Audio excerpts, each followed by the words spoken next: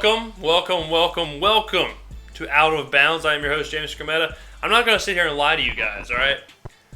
I didn't expect to do the show today. I didn't expect to do it at all this week. I expected to be in Las Vegas. I expected to be being paid right now as we speak, or while I speak. I was expecting to get paid cold hard cash, cold hard dollar for my picks. Because I am the hottest person in the universe right now when it comes to NFL picks. Alright, I give y'all winners every single week. In the past 2 weeks, I've given y'all 10 NFL picks. And I'm 8-2. 8-2. Do you know how hard it is to be better than 8-2? You gotta be perfect. Okay, and that's not just picking any games I want. I've only limited myself to 2 morning games, 1 afternoon game, the Sunday night game, and the Monday night game. And I'm 8-2. Last week I was 11-5 on the year, and this week I guess too. I'm 11-5 on the year in NFL picks.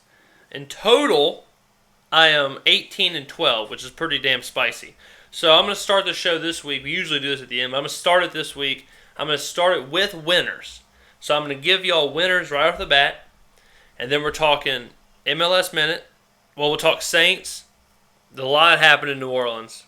Then we'll go to the MLS Minute. And then we'll talk some college football after that. I have to give y'all my weekly top 5 because I didn't do that on Monday because we had a packed show. Also, before we get into anything else, if you want to listen to the show on your way to work, or if you want to stream it in your car, or you want to listen to it while you're at work, put your headphones in, do your work, put it on a little audio action, go to iTunes right now. Search Out of Bounds. We're the first ones that come up. If you need a link, look on my website, jamesskrmetta.com, or tweet, it's on my Twitter, all that other stuff. We are on iTunes. We are also on Audio Mac, and we are on YouTube. So 3 separate ways to watch/listen. YouTube is the only way to watch the video. And if you watch the video, you do get, obviously, a big drawback as you see me the entire time. But you get some graphics, you get some stats, you get some B-roll, a little video of maybe some players we're talking about, some highlights that are going on. That's what separates the video from the audio. Audio is strictly the gold coming from my windpipes. So that's enough of that. I'm not really sure. We started talking about golden windpipes and all kind of stuff. It got a little weird there for a second. I've had a ton of medicine over the past 2 weeks. I've been, I'm sure you can hear, I've been a little on the stuffy side. So let's do it. Some winners here. Start with college. College rule. I gave y'all 3 games, and last week I gave y'all a bonus game. This week I'll do the same. I'm 7-7 on the year in college.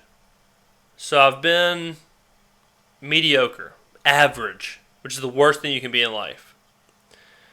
But I feel better, full disclosure, I feel better about my college picks this week than I do my NFL picks. And that's saying something for a guy that's 8-2. So here they are. I feel so good about these picks. I can't wait to tell you. I almost made y'all pay for this. You know that? I almost withheld the picks. I did like a WCW hotline back in '97 when you had to wait until after Nitro to call Mean Gene Okerlund and spend about $27 for 1 minute of some backstage inside information that didn't mean anything at all. They never suckered me, but I know a lot of friends who racked up hundreds of dollars on their parents' credit cards calling Mean Gene after the show.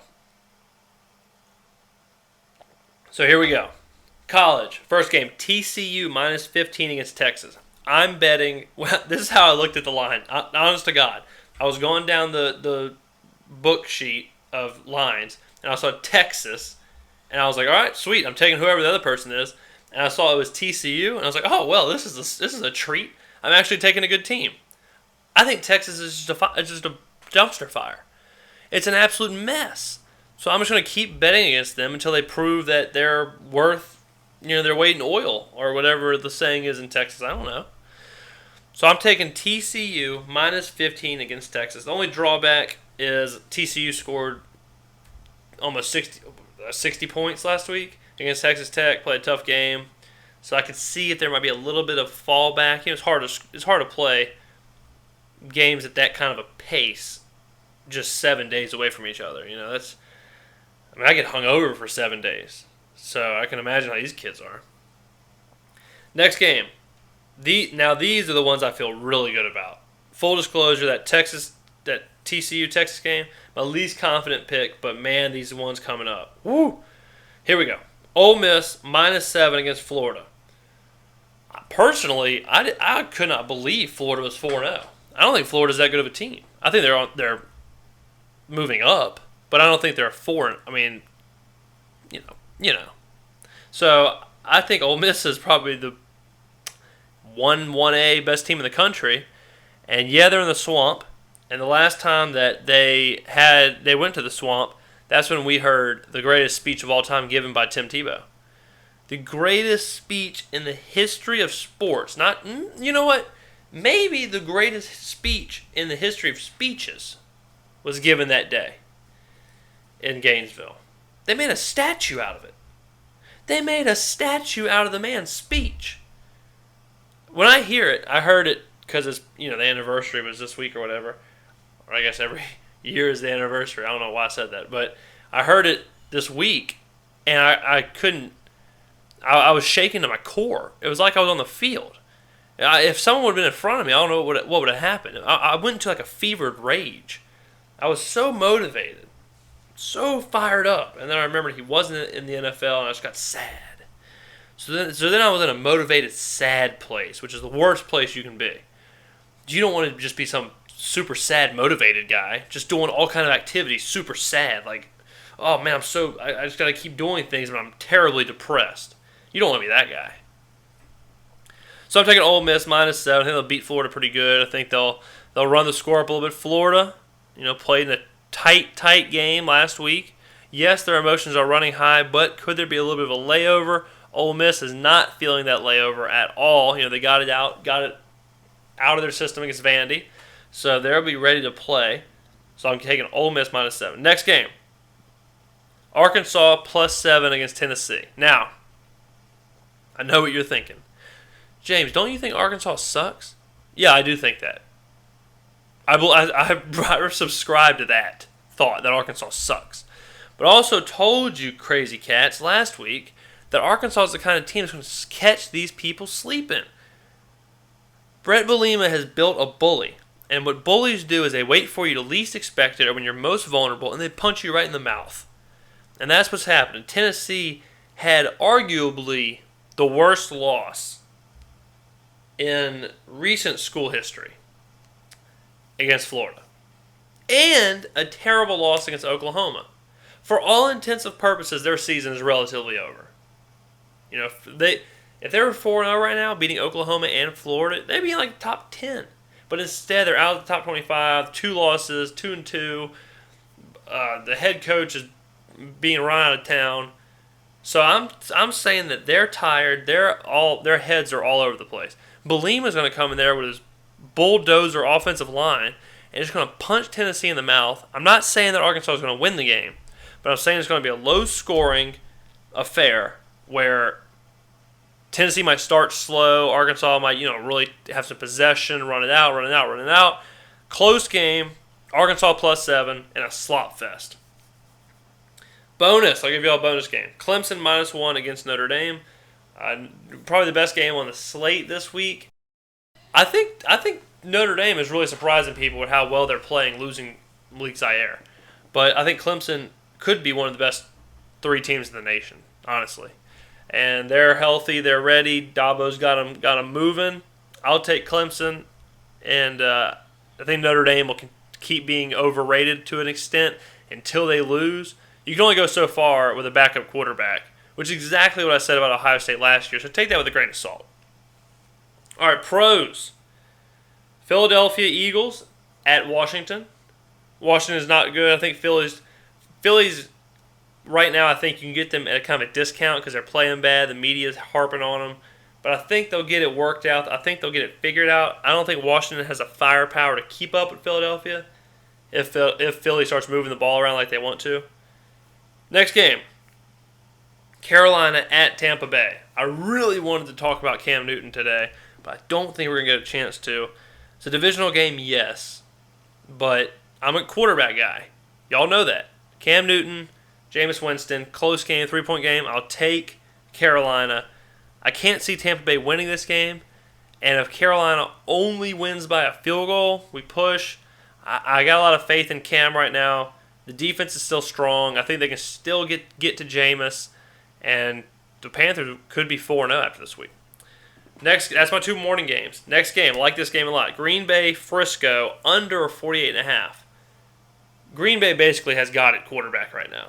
I think they're going to win the game. Frisco, on the other hand, is a mess. Remember how we said that Jim Tomsula had the worst offseason of all time? I do, and I think he does too right about now. Tomsula looks lost. Kaepernick looks like the worst quarterback in the league. So let's just say that Green Bay scores 28 points. That means this game has to be 28-21 in order for the under to lose. I don't see Frisco keeping it that close. I'm thinking more of a 31-10 kind of deal, 28-13, something like that. Maybe if Frisco can keep it close. So I'm saying the under. Next, evening game, which we'll talk about in depth in a minute here. Dallas is coming to New Orleans. The game is not on the line. The line is not open right now. They don't have a line out because they don't know what's going to happen with Drew Brees. I think Brees is going to play. So I think the line will be somewhere around Saints -3, something like that. Maybe at the max, which I would still take. First of all, the Saints, if they're losing to Brandon Weeden, and the Dome becomes a house of horrors for the home team. I mean, losing 7 straight to back-to-back to Jameis Winston and Andy Dalton. Not Andy Dalton.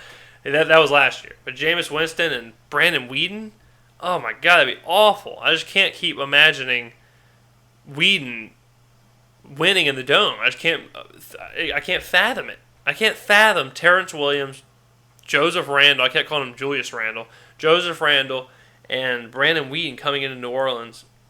I think Brees will play. So, take New Orleans with whatever the line is. Monday night, Detroit at Seattle. Line is -9.5. Take it. Take Seattle. Detroit's a mess, and Stafford's not right. Chest, sternum, ribs are all banged up. And you know who likes to exploit stuff like that? Seattle's defense. So I think Seattle's going to come at him, going to knock him around. Also like the under. Detroit's going to have trouble scoring this year. Calvin Johnson is not the same player he has been. I can see this one being just like the Bears game. I can see it being where Seattle dominates it. Seattle scores about 20, 26, something like that. 20, right mid-20s, and holds Detroit to 10, 13, somewhere around there. So I would take the under of 43. Low under. Don't be afraid of it. I'll catch you. That are the winners. That's the winners. That's what we'll do. We'll see how we did. If we can stay hot, man, I hope we do. Because I mean, what if we go 4-1 again in the NFL? And I'm sitting over here at 12-3. Oh my God, I'm just getting tingly thinking about it. All right, so we're off winners. Let's do a little Saints preview here. A lot's been going on in the land of NOLA. First, Breeze through this week. He expects to play. There's no serious damage to the arm, to the rotator cuff. He threw a little bit. He said he went up to about 60 miles per hour, about 60% there. Didn't throw any long balls. He wasn't running the 2-minute drill or anything. But I'll take that. I'll take it. I told y'all on Monday, Breeze is the lifeblood. He is the guy that we have to get out there. We have to dial in the offense, and who better to do that with than a team where the guy across from you is Brandon Weeden. You know he's limited. You know how limited Brandon Weeden is. So why not reel the offense in? You're at home. Let the fans and the defense do the work. Screen pass, dump pass, West Coast your way up and down the field to a sloppy game, and let Breeze just kind of do his thing. So that's good. I'm happy Breeze expects to play. Good God, I hope he does, or that's going to be one miserable Sunday Night Football game. Next up here, the Saints traded. The trade that shook the universe. You'll never forget where you were when this trade happened. I know I won't. You'll tell your grandkids that I remember where I was that day in September. The leaves were just about to fall. And Akeem Hicks was traded for Michael Human Who Gives a Damn. That's what I'm going to call him because I can't say his real name. His real name is Michael Human Awanu. That's what I'm reading. Michael Human Awanu. He's a backup tight end for the Patriots. That was the trade. The Saints, in an absolute tailspin, absolute dumpster fire, decided that the best move that they could possibly make was Akeem Hicks, a defensive end, for Michael Human Awanu. Here's where I'm at on this. Do I think Akeem Hicks is the answer, or Akeem Hicks? His name's confusing me. Akeem Hicks. Do I think that that's the difference between the Saints going 3-13 or 5-11 or even 8-8? No, hell no. But what it is, what I can guarantee you it is giving Belichick a guy who Belichick's going to turn into some Super Bowl defensive specialist who's going to cause a fumble at the goal line with time expiring. Akeem's going to pick the ball up with one hand. He's going to carry it down the field 99 yards, juking and jiving, running over people, backflip into the end zone, and he's going to walk out with a trophy and the Patriots go 19-0. That's what's going to happen. And what's Michael Humanawana going to do? He's not going to do that. I read some stat. It wasn't important enough for me to remember, but it was something about how the Saints want to use tight ends more or something. They want to use them on like 70+% of the offensive snaps. So having a backup tight end is a good decision. It makes a lot of sense, and it's a great move for the future. No, it's not, because we don't have a future. The Saints don't have a future. The Saints' future is rebuilding. You don't rebuild with Michael Humanawana. All right, unless he's the next coming of Gronk, which, no offense, but I don't think he is, then why bring him in? Like Mickey Loomis, don't spit in my face and tell me it's raining. You know, we're in a tailspin. We are in a down, like the plane is shaking, right? The plane is shaking. I'm holding on back here. I'm pulling down the oxygen mask. I'm taking my neighbor's oxygen mask. I'm using hers. I'm doing all kind of stuff like that. And the waitress walks up to me and says, "Hey, do you want any more drink?" No, I don't want any drink. We about to die. That's what's happening right here. I don't want any more drink, Mickey Loomis. I don't want a backup tight end. Get me draft picks. Get me backup quarterbacks. Get me skill position players. Get me young defensive players. Don't give me Michael Humanawana. Akeem Hicks has not. He was a raw player. He's a raw physical player. I think he's been there for 2 years. You know, he didn't work out. He was kind of a reach. Whatever. But get something for him, just like, I don't know, Jimmy Graham, who we'll talk about in a minute. I have no problem getting rid of Jimmy Graham. I have a problem getting nothing in return. We got Max Unger. He would have been great 2 years ago when we had an offense. Max Unger, we brought in a guy to protect Luke McCown. You could have traded Jimmy Graham for first-round draft picks. You could have traded Jimmy Graham for real players, real prospects. I said the trade that I would have made, I don't know if they would have done this, but if you sent to Cleveland, we'll give you Jimmy Graham for Justin Gilbert and Johnny Manziel. That's 2 first-round draft picks, a backup quarterback, young defensive help. That's literally everything you need in one package from me. You're welcome. Speaking of Jimmy Graham up in Seattle saw that Hicks got traded, so Graham tweets out, quote, "Feel blessed you got out of there," to Akeem Hicks. Quote, "Feel blessed you got out of there." A little smack from Jimmy Graham. Jimmy Graham throwing some major shade. Major shade at New Orleans. What is up with that, Jimmy? Slick Jim?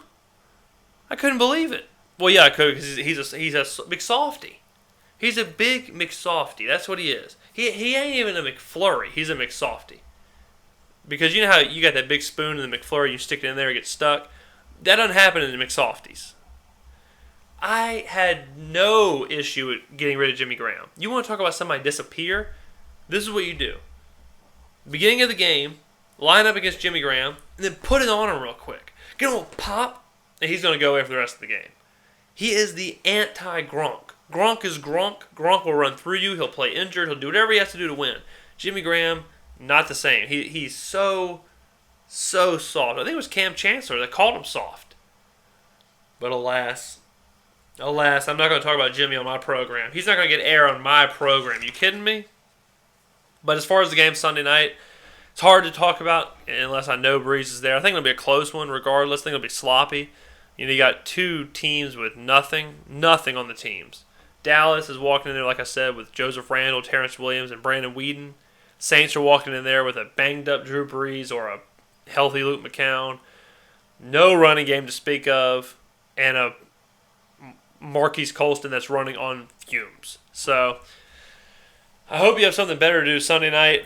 I'll watch the game, obviously, and we'll talk about it on Monday. But good God, it'd be a really fun. I love when the Dallas and the Saints play when they're both healthy. They're two really fun teams to watch. Nothing fun to watch about Brandon Whedon and Luke McCown. There's gonna be a lot of checkdowns.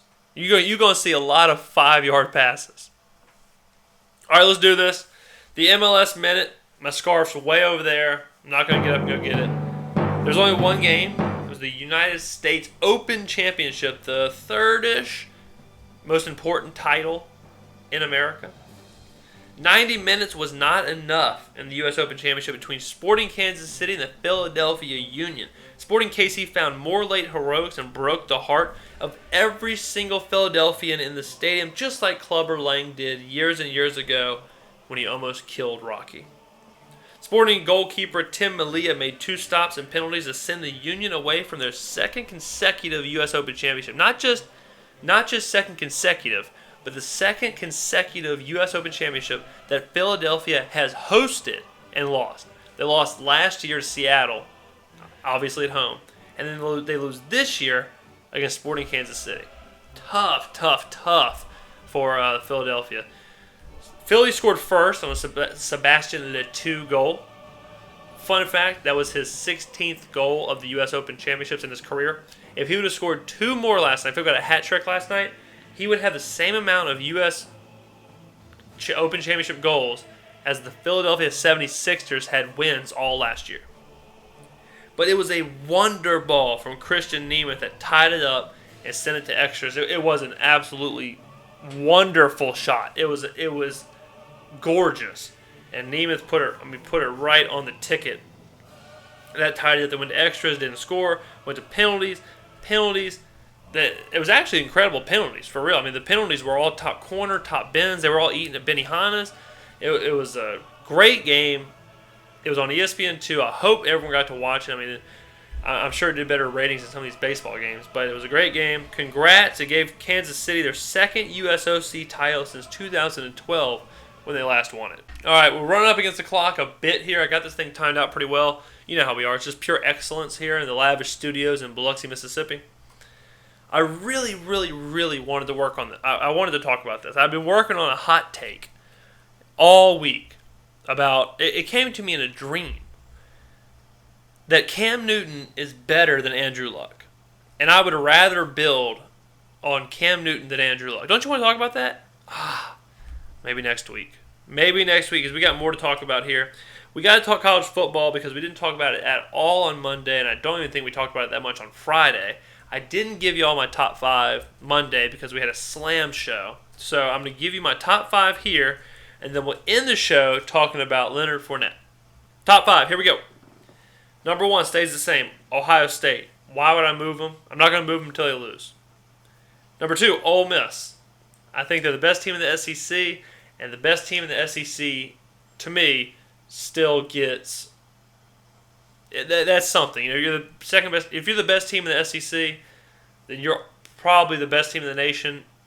In this case, second best team in the nation. Number 3, Michigan State.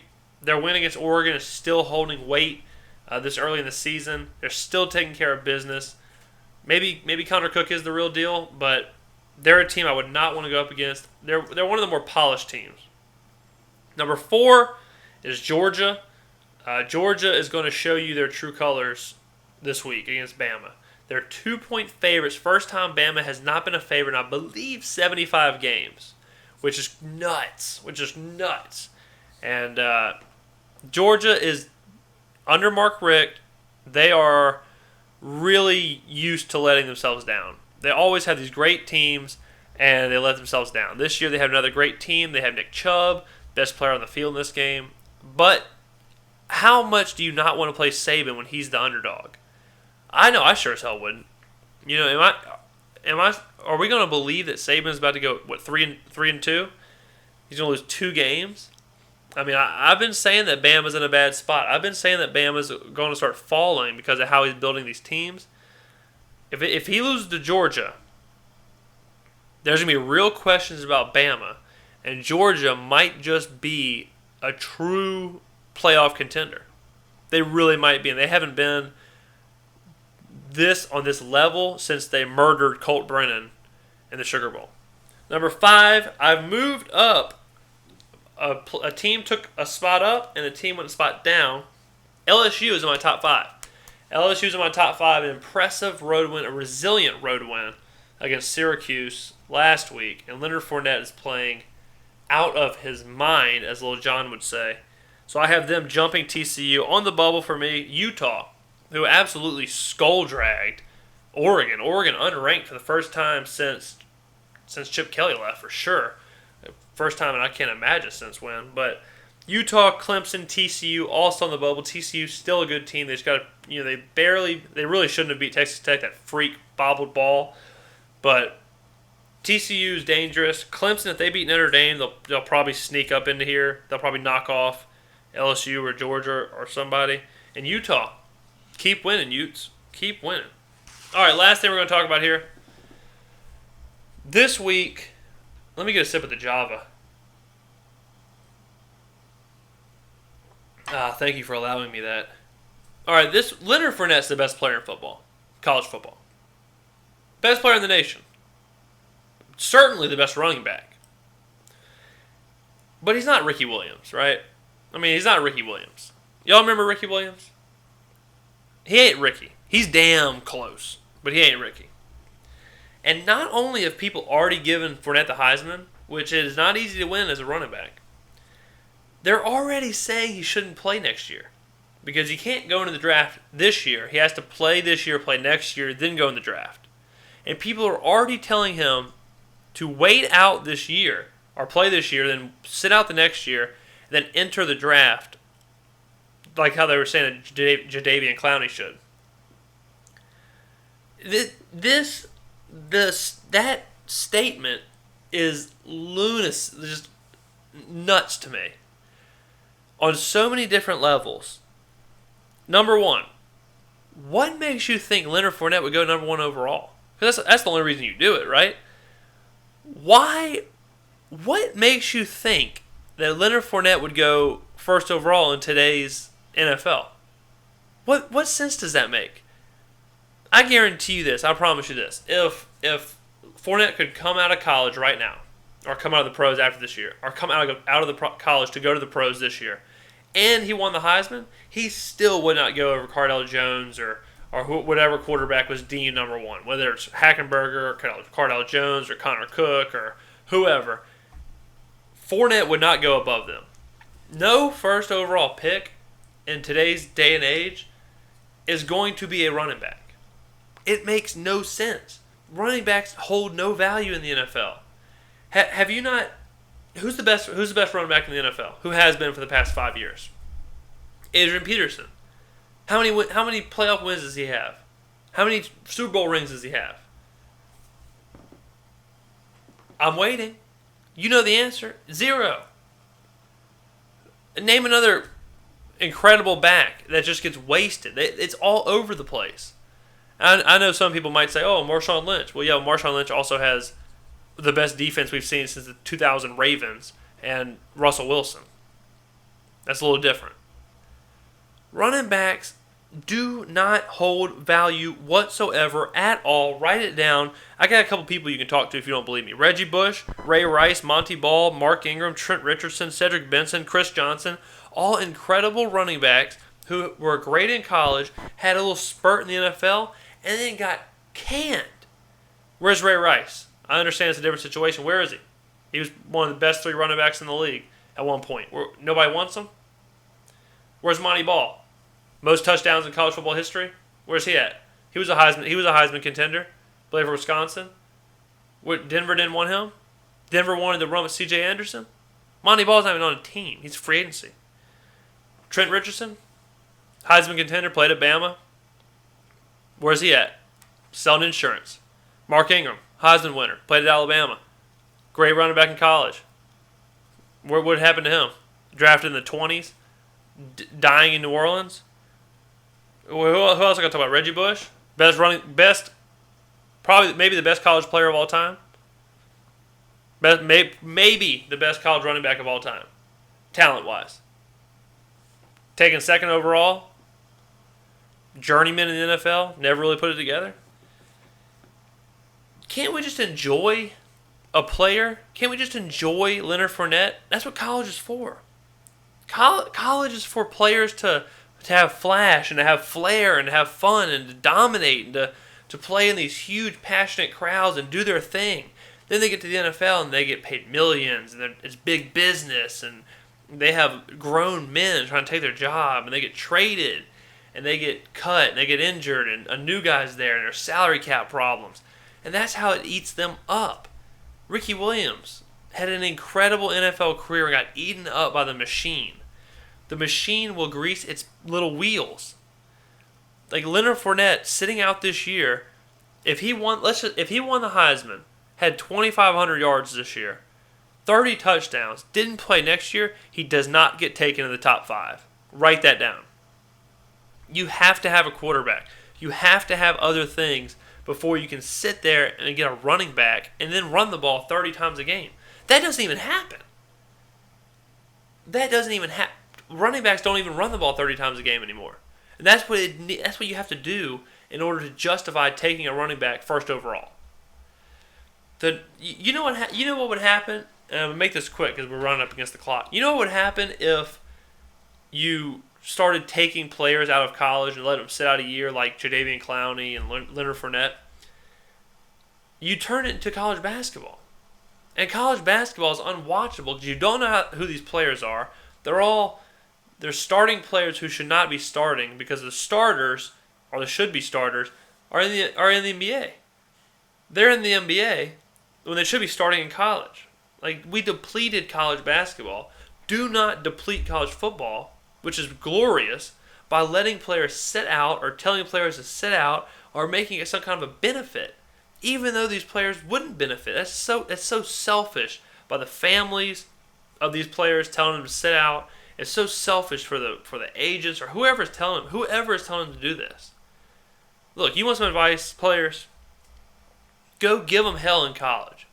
Give them hell, man. Like, go out there, play your ass off, win the Heisman, get All-American, enjoy being on a campus, enjoy being in college, enjoy being free. Because when you get to the NFL, brother, you ain't free. Especially at a running back. There's 3 running backs on the team just as good as you, ready to take your spot, and there's a team that doesn't give a damn about you, and all you are to them is a piece of cattle. Look at Adrian Peterson. He went through this whole child abuse thing. Minnesota hung him out to dry for a year. You think Adrian Peterson wishes he was at Oklahoma? Hell yeah. It was easy living in Oklahoma. And I understand you're catching that paycheck. You're trying to get that paycheck and you're worried about injuries. But you cannot start letting these players sit out. It's a ridiculous notion. And anyone that's supporting it doesn't support college football, doesn't support sport. You know what I mean? So I could go on about that for hours. Maybe one day this show will go on for hours. You know, in a perfect world, this is 5 days a week, 3 hours a day. But unfortunately, in the situation we're in right now, cannot be the case. I do bi-weekly, twice a week, 30 minutes about each, and that works for me, works for y'all. Review the show on iTunes. Go put a review, rate the show. It helps me. It helps my show like to get sorted in iTunes. And the more people that review, the more people that rate, there's a better chance of this show getting picked up by places like Podcast One or even your local sports radio station, which is the goal. That's what we want to do. That's what we as a program. And you as a listener, I would hope, if you made it this long in the program and you've been listening and enjoying yourself, local sports radio stations cannot do what we do here. They can't do it, and that's their only job. This is certainly not my only job. So help me help you. Let's do big things together. So just help me out. Rate this on iTunes. Review it, all that stuff, whatever you gotta do. Share it with your friends. Thank you so much for spending your Friday with me, whether it's your lunch break or your ride to work or your ride home or just maybe an hour at work, whatever you're doing. Thank you so much for letting me talk sports with you, my true passion, and talking sports with other sports fans. I am your host, James Skrmetta. This is another beautiful, fantastic, successful episode of Out of Bounds. Enjoy your weekend, guys.